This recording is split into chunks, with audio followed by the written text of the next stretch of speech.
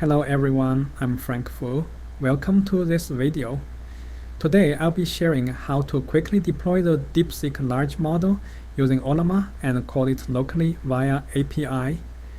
This approach not only helps protect your privacy by preventing data from being uploaded to the cloud, but also allows you to call AI models on your own computer anytime, making development and testing more convenient. Before we begin, make sure that you have already installed Ollama on your computer. If you haven't installed it yet, simply go to the Ollama official website and download the latest version.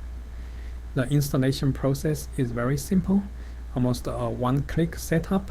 Once the installation is complete, open the terminal, click on the model option, and find the DeepSeek R1 model. Here you'll see various model versions available. Choosing the right version is crucial as it directly impacts the model's performance and smoothness during execution. If your GPU is an RTX 4090 based on my tests, it can handle a 36p model. However, if your computer is running multiple services at the same time, you might encounter early memory shortage issues.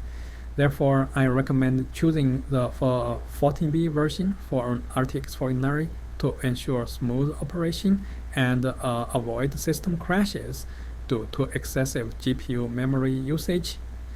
Once you've selected the model, simply enter the download command to start downloading. After the download is complete, we can run Ollama directly in the command line and test it through interactive conversations. Simply enter a command and you'll be able to chat with the DeepSeek model, just like ChatGPT, getting it to answer your questions. Of course, interacting in the command line alone is not enough.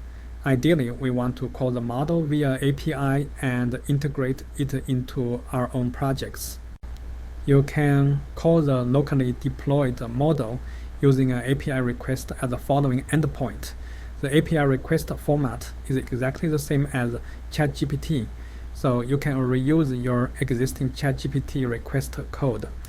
Additionally, Ollama supports streaming output, which means that, like ChatGPT, the model can return responses gradually, enhancing the interactive experience.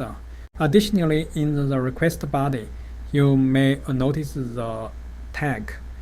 This represents the model's thought process, and the actual response appears after the tag. Alright, that's it for today's video. If you're interested in deploying AI models locally, don't forget to like, comment, and subscribe so you won't miss more exciting AI tutorials. See you in the next video.